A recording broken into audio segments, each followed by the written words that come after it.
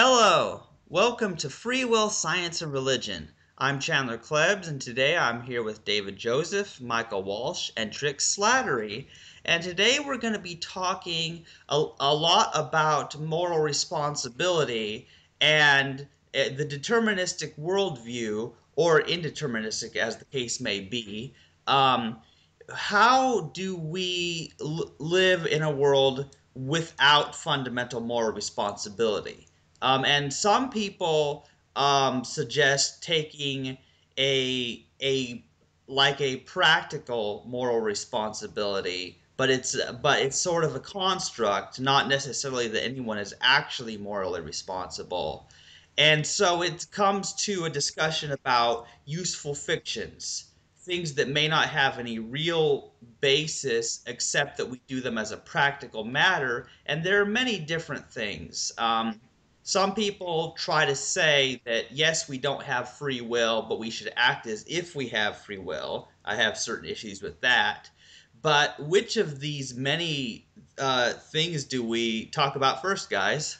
Well, let me just add to what you're saying, and add that if we are going to be proper determinists and reject compatibilism and the whole bag of ideas that exists within compatibilism, and compatibilism has its own notions of what's moral responsibility and such. And if we're going to reject that and say, well, that's just, nonsense, it's illogical, are we kind of in a sense painting ourselves into a corner by saying, well, there are no at all real notions of moral responsibility, and the only ones that we would ever really entertain using are the ones that are useful fictions, that we're just using them for only practical and utilitarian purposes? Yeah, because I really, I mean, I do think it's all just a practical matter. And does anybody else think that there is a real notion of moral responsibility that doesn't require free will? No. um, yeah, so I think we have to look at the two different ways people kind of look at, for example, the word blame, which ties into the whole moral responsibility thing. So uh, when philosophers say that someone is morally responsible, they're basically saying that the person is in actuality blameworthy, that there's something inherent with their what they've done that makes them actually to blame for that. And I think compatibilists often conflate that to um, some kind of type of blame that just is just about pointing to the causal problem. So we can say kind of like that the hurricane was to blame for tearing the roof off the house, and we can kind of point to the hurricane as being the problem for what the final cause was for tearing the roof off the house. But the incompatibilist like myself would say, well, the hurricane obviously isn't in any moral sense blameworthy of that. So I think that's the kind of the distinction there. So if we could prevent the hurricane by pointing the finger and saying, oh, that's the thing that's causing the roof to come off the house, let's stop it. That doesn't mean that the hurricane is actually morally blameworthy. So it's that distinction I think that we have to look at, and I think utility is an important fiction. You know, we have to, well, utility is not a fiction, but the fictions that we have to have, or the ideas that we have to come to in order to say that this is the thing, this is the problem, and this is what we have to resolve, even though that thing isn't blameworthy, is Yeah, I think the main distinction. yeah. Like for example, suppose you have a job and you just got promoted to a higher position that entails a lot of responsibility, and your supervisor says, "Okay, you're now going to be responsible for a lot more stuff, X, Y, and Z." Is in that situation, are we are all understanding that it's really just a useful fiction? The person, if we were to use proper, correct language, should the supervisor say, "You have absolutely no free will"? Does the supervisor have talk in proper deterministic language and say, well, you don't really have any responsibility here, and I was determined to promote you anyway, so don't think too hard of it? Or do we all have to kind of like in everyday situations just use the language of responsibility and say, yeah, I'm responsible for X, Y, and Z on my job, and I'm going to believe I have the responsibility in a sense such that I'm going to actually take action for these responsibilities. Right. It's kind of interesting because we could say that responsibility in the everyday sense is more of just an expectation. It's like, well, this is the job that you're paid for, and so it is expected of you to do these things. I would never say someone's actually responsible, but that they're expected to do certain things, and if they don't, then they might not be keeping that job. And it's just that's how I look at it. Yeah. Yeah. So yeah, I think there's also this distinction between someone having a sense of responsibility, which is, I think, entirely different than whether someone is actually morally responsible. So someone can have a sense of responsibility, and that's perfectly coherent and makes sense. Someone, it just basically means that they have a sense of duty, that they're experiencing, that they have a sense of some being responsible for something. But that doesn't mean that if they've done something wrong or done something right, that they were actually morally responsible for that.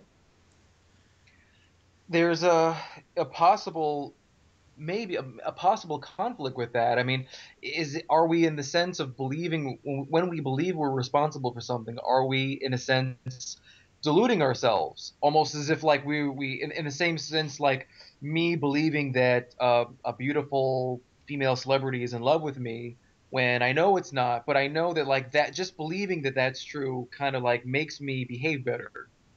Is it almost the same thing like that? Yeah, probably. I don't know if it's an That's the illusion. problem because I mean, if we really are deluding ourselves in the same exact sense as that, that could possibly that could pose a philosophical problem with the idea of rejecting all notions of moral responsibility. Well, what do you mean by, I guess, what are we deluding ourselves of? If we say we have like a sense of duty, for example, or a sense of responsibility to act morally or something like that, what are you saying that we're being Well, delusional about? the delusion would be such that in actuality, we're not morally responsible for anything. But in our heads, we act as if we're taking certain kinds of moral responsibility because that will make our behavior better. And so it's a useful fiction, as if like it's like I'm believing that Jennifer Lopez really likes me because that will make me behave better in certain situations, for example. Even though in the back of my mind, I really know that it isn't true. I'm almost kind of like psychologically tricking myself of that thought simply because I'm aware that it'll likely lead to better behavior. Isn't that kind of the take that Daniel Dennett talks about, that we need free will, even though it doesn't Yeah. exist? Yeah. The compatibilists would kind of argue and say that yes, the universe is determined, and in a very real sense, there is no moral responsibility. But let's keep the framework of moral responsibility that we used to believe in when we were all libertarian free will believers, because it has utility to it. So let's continue believing that we're more responsible agents because it'll make us behave better. And Yeah. I think I think it's a discussable question whether or not it actually does make us behave better. Because I don't personally find that it does necessarily.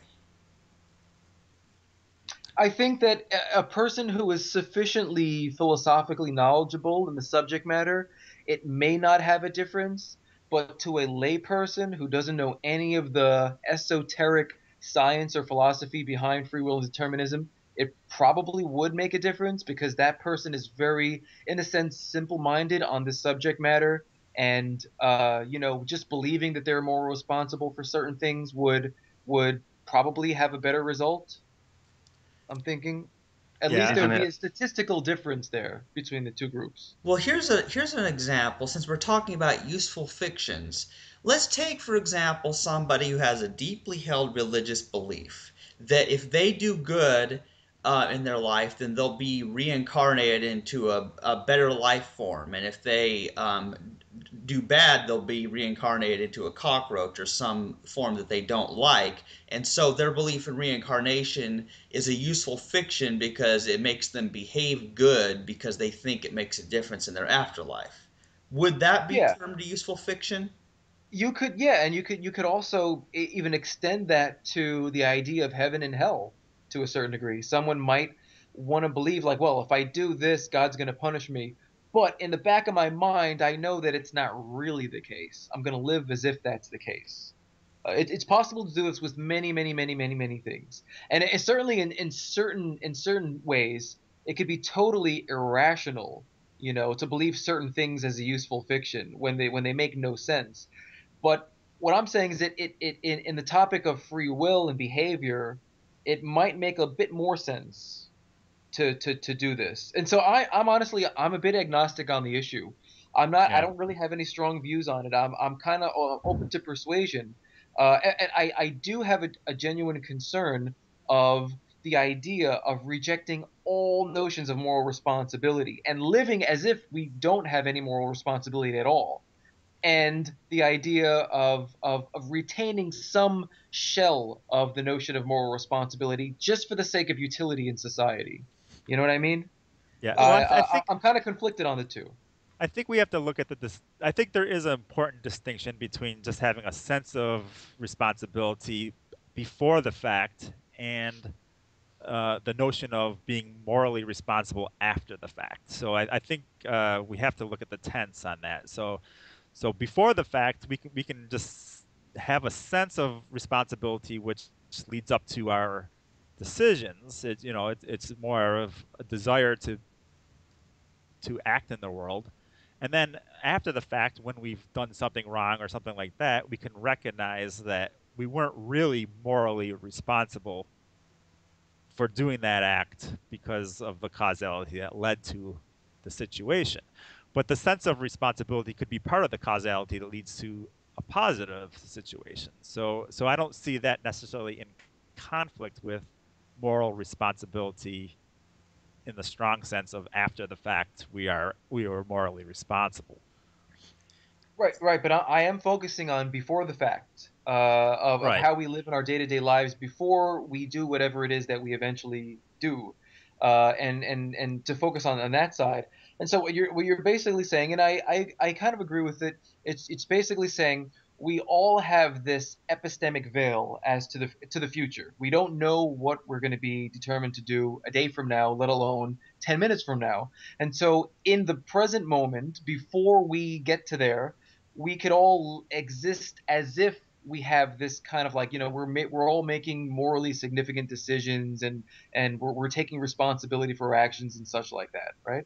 Yeah, we could be concerned over morality. We can be concerned over doing the right thing, but that doesn't mean that we are responsible. So I think there's an important distinction between morality itself and moral responsibility. Moral responsibility meaning that we're truly to blame or just desert, basically, that You, we're truly you know, deserving of something. guys, I just came up with this brilliant thing here. Okay, now here's a thing that might be relevant to the future because George isn't available with us today, but in the future he wanted to talk about politics and people voting. And here's a thought. Let's suppose that whether people believed in moral responsibility or not, that made a difference in whether or not they voted. What do you think about that idea? On whether they voted.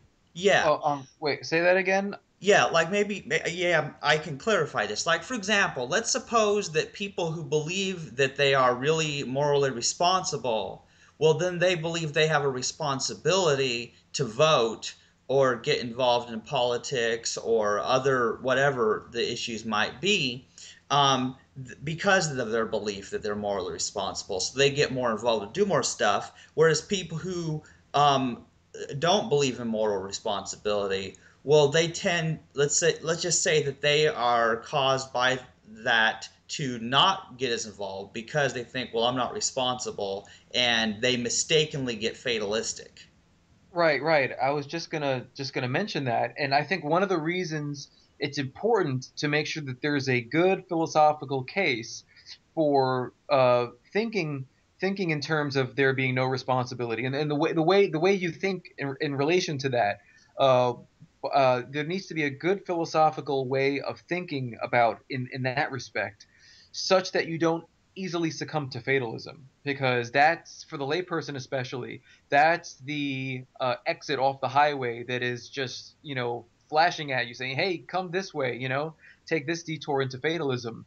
And it's very easy to take that exit off the highway. And I think that the way to go straight and maintain a coherent uh, way of thinking about our behaviors and our actions, given no moral responsibility, is very important. Because otherwise, you're going to easily take that ramp off into fatalism.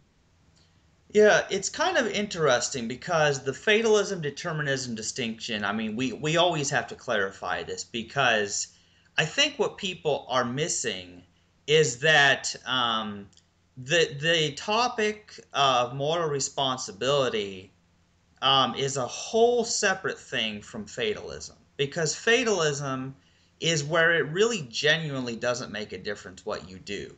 You know, it's sort of like the whole idea about making moral choices, even under a free will context, requires that there be consequences on which those choices can be judged to be good or bad based on those consequences.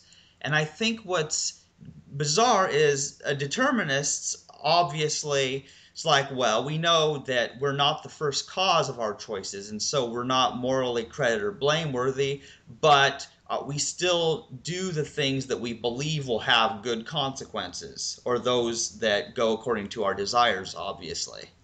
Whereas a fatalist, they think that it happens regardless of what they do or don't do. That they are just caused to do what they do, and that at thinking about it and looking at evidence won't make a difference. And so, man, I just wish people would get that determinism is not fatalism. Well, Right. yeah, but I think that to the layperson, one can easily lead from to the other. I was debating online with this guy for the past couple of months, and we've been debating various different issues related to determinism. And he's a libertarian free will believer, and libertarians, of course, are incompatibilists. They don't believe determinism is compatible with free will. And so he would say that, well, if determinism was true, then compatibilism would have to be false.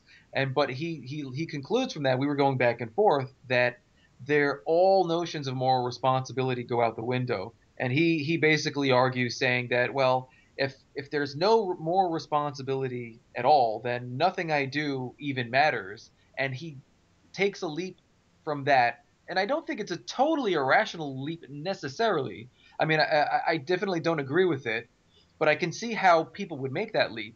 He goes from that to fatalism. Says, well, if nothing we do has any moral responsibility at all, then this makes no difference whether I torture a baby tomorrow or I help a homeless person. It's all irrelevant. And then, so who cares about what I do? Henceforth, fatalism. Yeah, and we see why But a that's lot of the lay people. The point is, though, a lot of lay people are going to illogically think that way. They're going to come to that conclusion. That therefore, it's imperative that we have a good counter argument to that. Yeah, and here's an interesting question I'd like to pose to you guys. Would it be practical to let people who lack the intelligence to properly understand the distinction between determinism or fatalism? Would it be wise for them to still believe that they're morally responsible, not because it's true, but just because they can't take the alternative? Yeah, I mean, I've had this debate among myself over whether, like, for example, certain kinds of people, and maybe like young children, for example, who can't really figure things out yet because they're just too young, whether they should even be told about the truth of free will, or whether certain people we should just kind of like let them believe free will, because if they didn't, at least a certain percentage of them would start behaving badly. And even if it's only 35% of them, is it better in the utility of things to just have them continue believing in free will for the sake of society and their behavior not negatively affecting society? Yeah, and even though our goal eventually, ideally, is we want everybody to be able to have a correct understanding of it, I understand also that it's not possible for some people. Because when let's, say that you're over 50 years old and you've lived your whole life one way believing a certain thing, and so you never come to a true understanding of this new truth, whatever that truth might be, the lack of free will or something else that's true. Then you have to go on, like, for those people, their whole world falls apart and they get depressed if their beliefs are challenged. But, like, even though I find that sad, our hope is that by educating those who are interested in the correct understanding of determinism and the lack of moral responsibility, what really means, that those people will, spread the message to their children, and that future generations will all come to a correct understanding, so there's no longer a need for people to keep their false beliefs.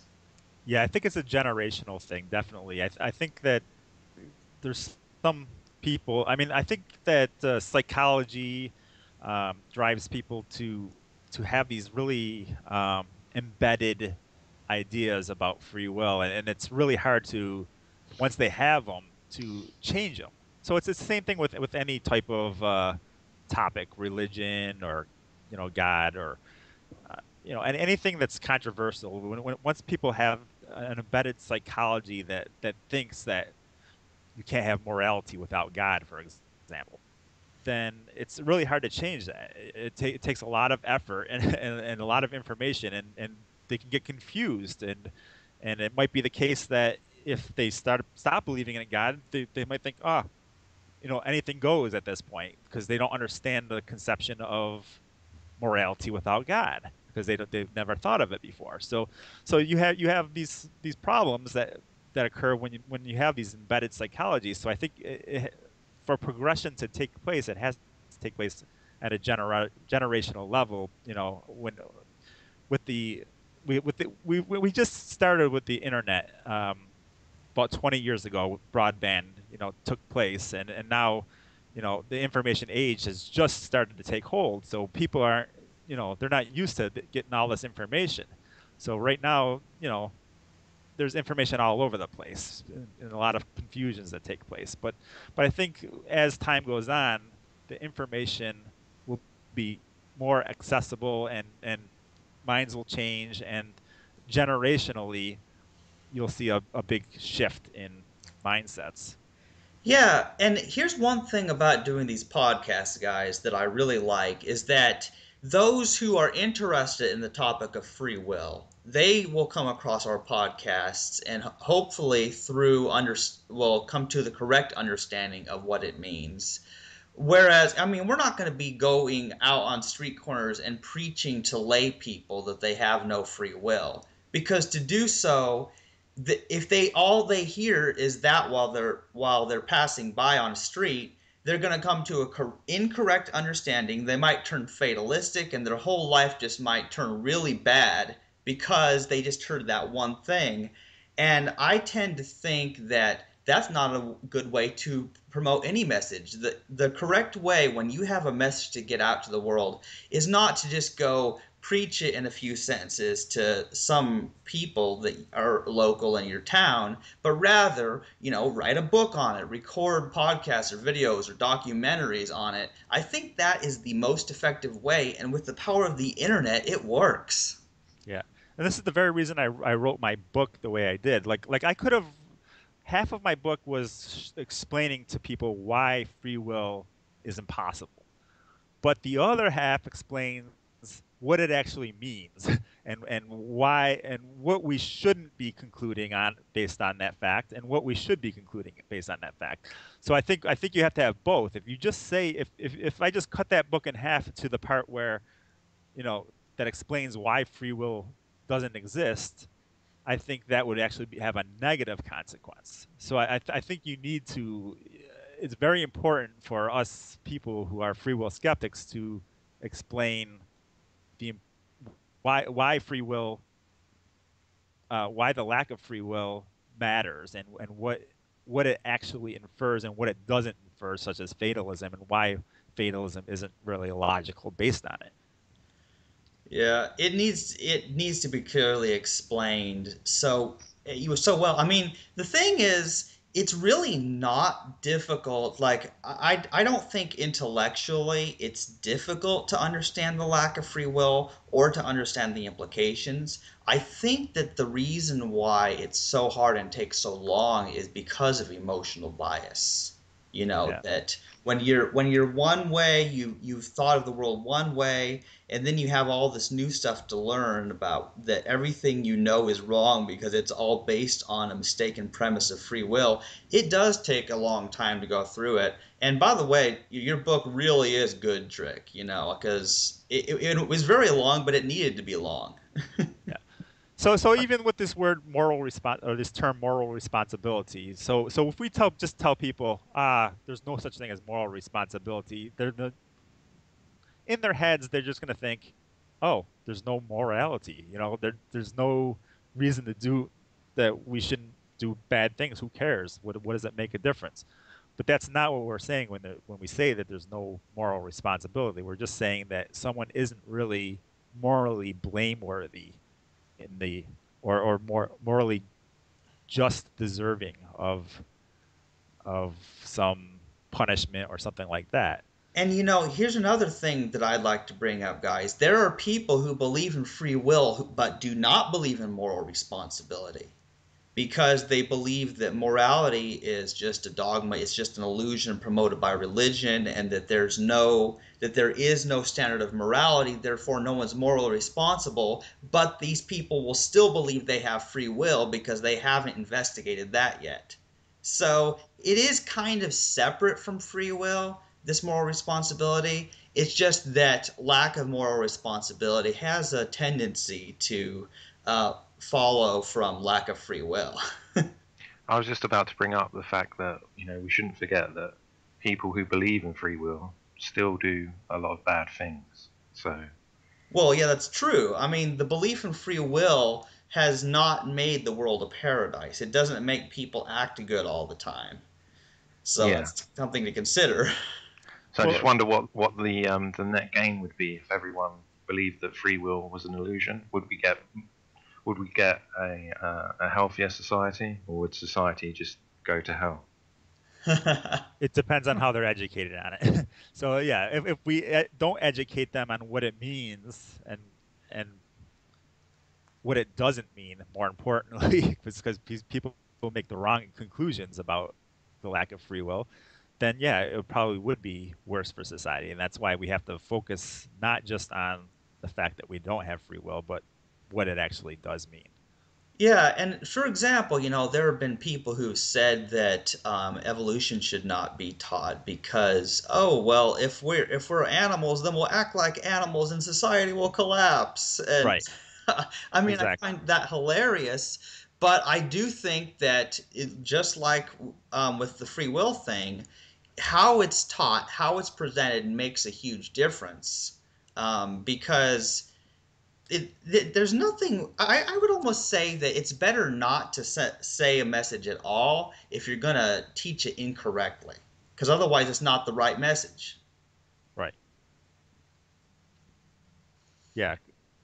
And obviously fatalism is a real philosophical conclusion that is a no free will position, right? So if someone is fatalistic, they don't believe in free will. So just the lack of free will itself doesn't imply, for example, determinism. It could imply fatalism, or it could imply any number of things. It could imply chaos, that the world is just random events that no one has any um, say over, like just things just happen, and we don't have anything we do doesn't matter to those things. It could just be that, and that would be a no free will position, but it would be one that's not really a supported one. Also, since you guys love trains so much, I have a one of those trolley problem examples because I've read a few of those moral dilemmas, with like trains and stuff, Mhm. where like there will be one person on one set of tracks and then there will be two people on another set of tracks, and you don't have time to untie these people from the tracks before there's an oncoming train, but there is a switch so that you can determine which track the train goes onto, so that in that moment the moral choice of the situation is you can either have one person get run over by a train or two people get run over by a train. And Right. which do you think that most of us would opt for? Everybody opts for the switch for in that. Well, most people opt for the switch in that situation, whereas given a different situation where you're throwing someone off of a top of a bridge to stop the train from hitting the other two people, most people would say no. So you kind of have uh, conflicting ideas there. Yeah, but I think the fact that like most of us in the one example where we would have the train run over only one person instead of two, because that's just the most logical one. It seems that less suffering is good to us. And so that example is a very clear-cut one.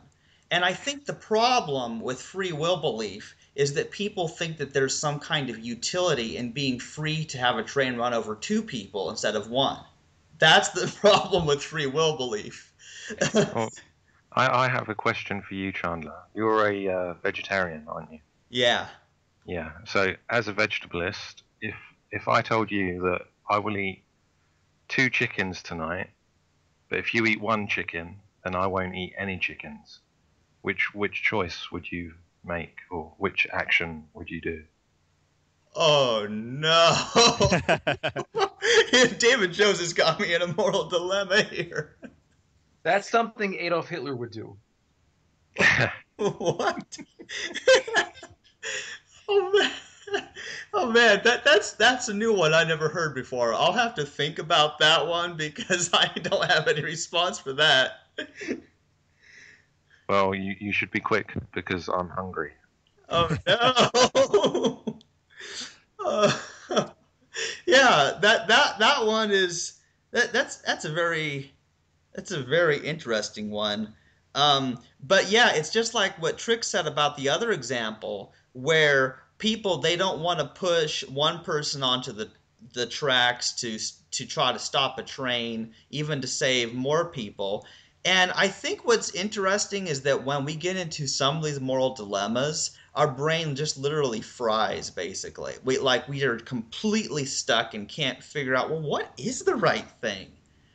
And that's something I've thought about because I think about ethics constantly and what's the right thing to do. Like I've thought about recently with pacifism. You know what I mean? Like is pacifism, which I kind of am a pacifist right now, is that the right way, or are there times where it is better to kill to avoid more killing? And so I'm still stuck in some moral dilemmas here.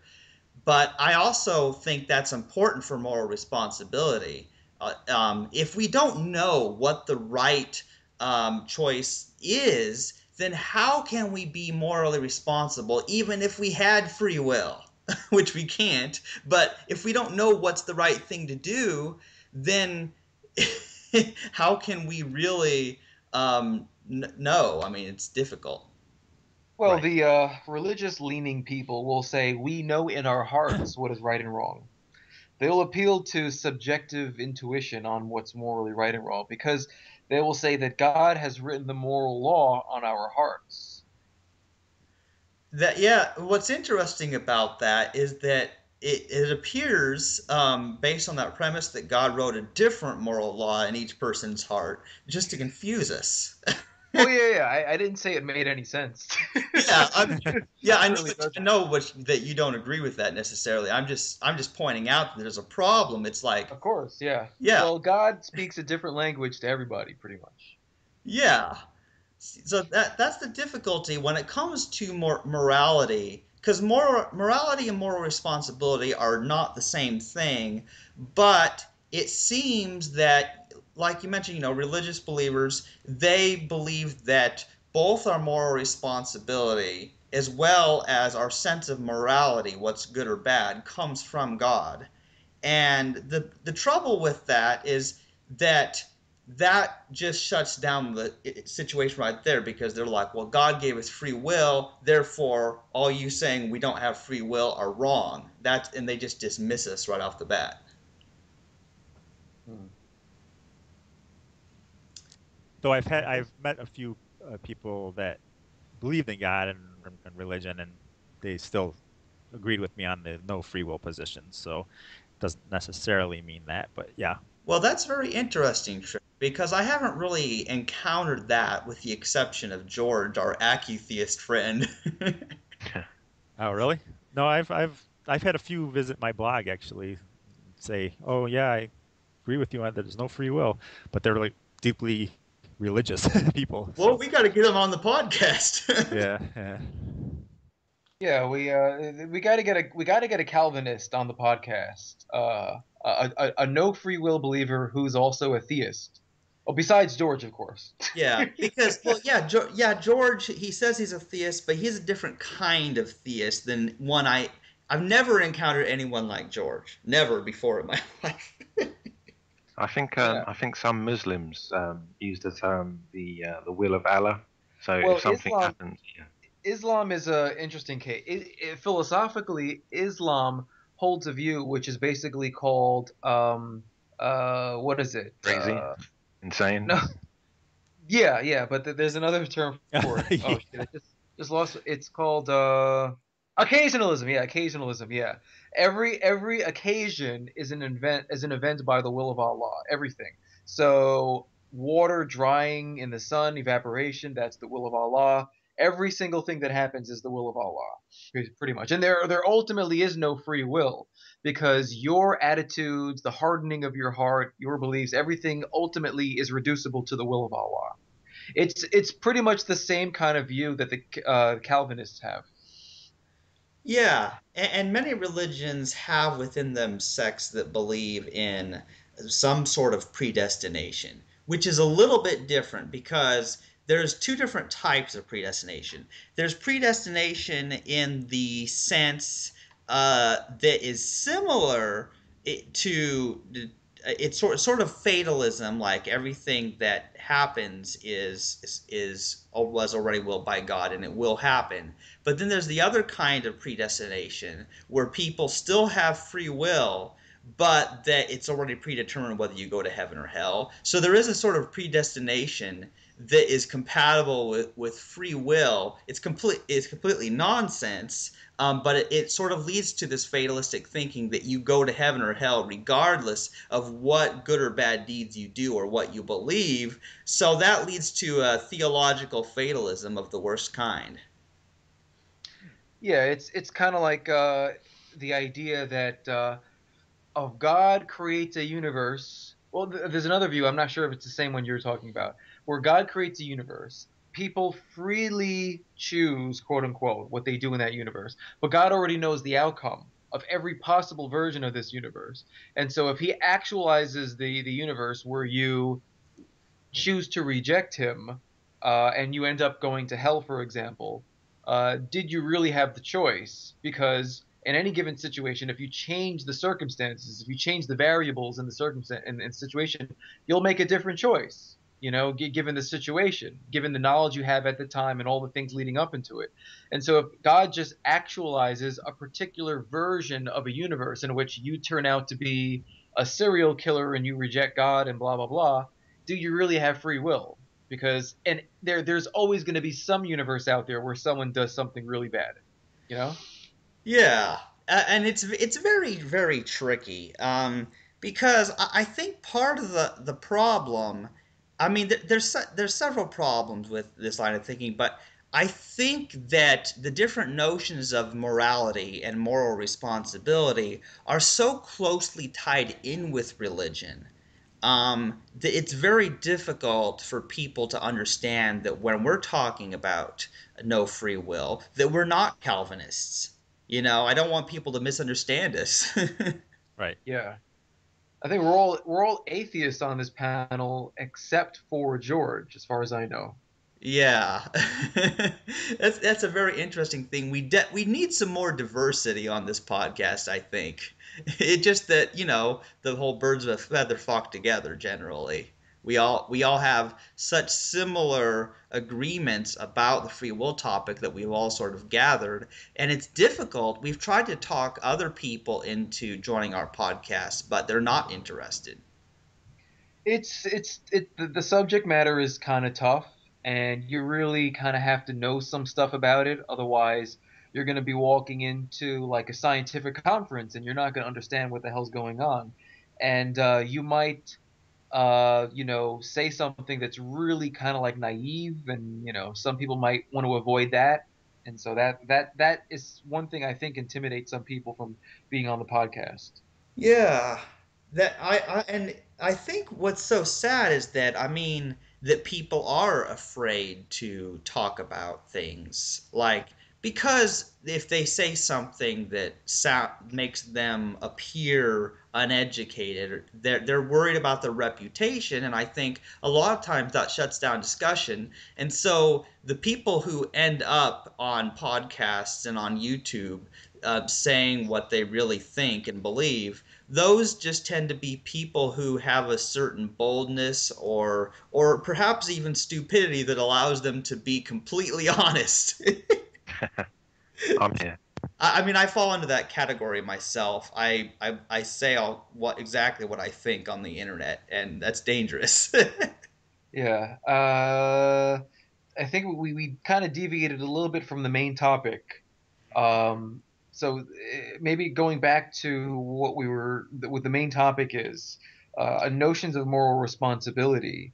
I still don't have solidified views on this. I mean, basically, the way I approach moral responsibility, given my knowledge that I don't truly have any kind of free will, is I simply just look at it from a more philosophical point of view, like the things that I do in my life.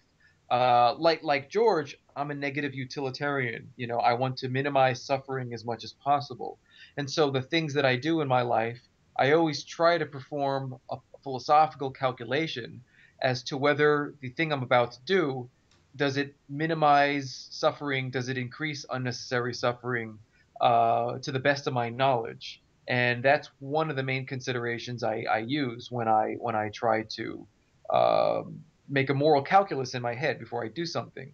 And the notion of moral responsibility, I will admit that to some extent I am maybe guilty of kind of playing into the useful fiction of moral responsibility, kind of in a sense thinking I have it or thinking I have a kind of light version of it, even though in the back of my mind I really know that I don't, in the sense that it to a degree it does make me behave morally better. Uh, in a certain way. Like when I'm walking around, when I'm confronted by moral situations, I'll think to myself, like, no, I shouldn't do that. That would be a really bad thing for me to do because it probably will lead to negative consequence X, Y, or Z. And I think, like, I do, in a sense, think in my day to day actions of a person almost in a sense who kind of would believe that they have free will, in a sense, but not full free will, kind of like a free will light version of it. And to a certain degree, it's a little bit the way I see it, it's unavoidable. I think we kind of have to navigate our day to day lives in the sense of like we're moral agents and the actions that we do have moral consequences in the sense that they can lead to suffering or they can lead to happiness and things like that. And to me that's really what I see morality as being is the distinction of right and wrong such that the things that we do that are right in general promote well-being and happiness, and the things that we're doing that are wrong in general increase unnecessary suffering. And so Yeah. it seems to me that we're kind of, at least from the way I see it, I'm kind of stuck. I think that we're kind of stuck in the sense of believing we're moral agents. I mean, certainly we're rational agents. Free will, non-free will, that's irrelevant as to whether we're rational agents. Determinism doesn't negate our ability to be rational agents. But Right. I kind of think that I think of myself in my day-to-day situations as a moral, rational agent, such that the things I do have real-world moral consequences to them. And I think Yeah. we're, at the very least, we're kind of stuck with that way of thinking.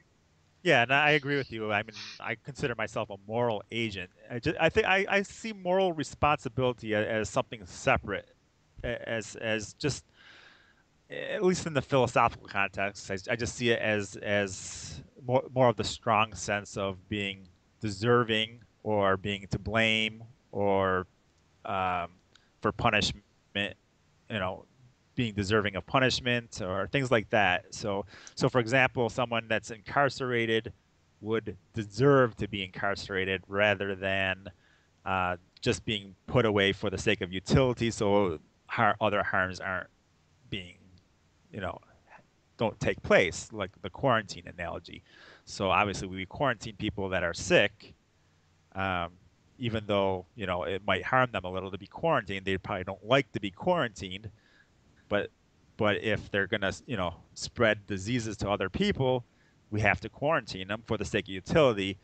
That doesn't mean that they actually deserve their quarantine. Likewise, someone that's incarcerated doesn't deserve to be incarcerated, so they're not morally responsible in that stronger sense of things. But that doesn't mean that we can't have a sense of morality or be a moral agent. Moral agent just means that we understand what actions are moral and we try to take those actions. Yeah, and while I think that moral responsibility is perhaps a useful fiction at times, I don't believe that morality itself is even a fiction. I think morality is real and that it's about, about increasing happiness and reducing suffering. And so I think if we hold on to the things that are real, then we don't need to be that concerned with about certain fictions that we might consider useful. But I still think that it's worth discussing whether certain beliefs are a useful fiction in the lives of some people. And also, I think our language also has to reflect, in a sense, those useful fictions. Like, for example, if I choose to do something, I don't say, well, the atoms in my brain have rearranged themselves to produce the conscious sensation of wanting a glass of water. I just say, well, I want a glass of water, and I chose to get one, just for the sake of simplicity. We have to use kind of, in a sense, the language that has vestigial remnants of libertarian free will embedded into it. I Right. think David made an important point in an email recently. Like he doesn't use the word choice. Like he wouldn't say he chose to drink the water. He'd just say he drank the water, just describing the action without the word choice. And that's kind of how I look at it too. Yeah, although I do kind of still use the word choice now and then. I'm just I confuse myself. Yeah, we're all really confused, and that happens the more into philosophy you get. Yeah. And as I said before, I don't really care. I don't mind the word choice. Like I think people can make choices, but it's conflating that with free choice that Well, it yeah, that, bothers that me. that I think is the major problem, is because when you use a term like he chose, well, suppose someone did something bad, I don't know, and let's say it's a person, person X, and you say person X chose to do that. Uh, for looking at that from an outside perspective, you may assume that claim, that statement, entailed libertarian free will with it. But a determinist could technically say the same exact thing and not necessarily mean that there was any libertarian notion of free will in there. You can just say Right. that person X chose to do it in the sense that the Your audio's cutting out again. This is terrible. Yeah. He was the proximate cause of it. You know, the thought and the actions that led to it originated in his brain, his brain was the pretty much. You know, but I don't think that necessarily as non-free will believers we need to radically change our whole language and fine tune all of our terminology and words to be compatible with determinism. I think that would kind of like be going a little too far. I think we can still keep the same language that we've always been using, which does have libertarian notions of free will embedded into it. Yeah. Though it might be the case that we actually just change around the language in the future, and future generations, if they understand this concept, they might actually decide that certain words are just too problematic. So They're too ambiguous. even the word I or self or you might even change. You never know. Those are kind of yeah. So I can say that this bag of atoms that I don't know. I society don't know. and It's language it's is hard to I. say because even the concept of you, which might be another topic for a future episode, but the concept of the I is really us kind of focusing in on what we think we are when in reality we're a compilation of all the things that has derived us, which we don't have. Every every every part of us is really an extension of all the things that surround us as well. So Yeah. I agree, but I do think that just saying I is just yeah, it's a kind of useful fiction. It's just simplicity. it's a colloquial word that we use today, but like I said, yeah, choice, that's a colloquial word. All these words are just kind of, they're useful words today, and they make sense to us, but they might not make sense to a future person. I It's don't know. possible that maybe in the future we could invent new words that are defined in the very way that we think that they should be defined given the facts of things, but that are simple one syllable words that would simply Yeah. just replace I. Like instead of I, it would be like Zai. And Zai would be defined as not you the self, but you the collection of atoms that is determined from the Big Bang, that Yeah, is, yeah. blah blah blah blah blah, all the other things that mix in with it. Yeah. Yeah, I definitely think our language will evolve over time. And of course, I have no official position on exactly what's the best terms to use because I understand Trick's thing about choice versus free choice. And if that communicates the message better than what I've been doing, then hey, then I'll promote that, you know. It's about I mean, I think it's really an objective fact about some things help people understand what we're really saying better than other words do. How do we conclude this for the responsibility topic? I don't think we necessarily concluded anything.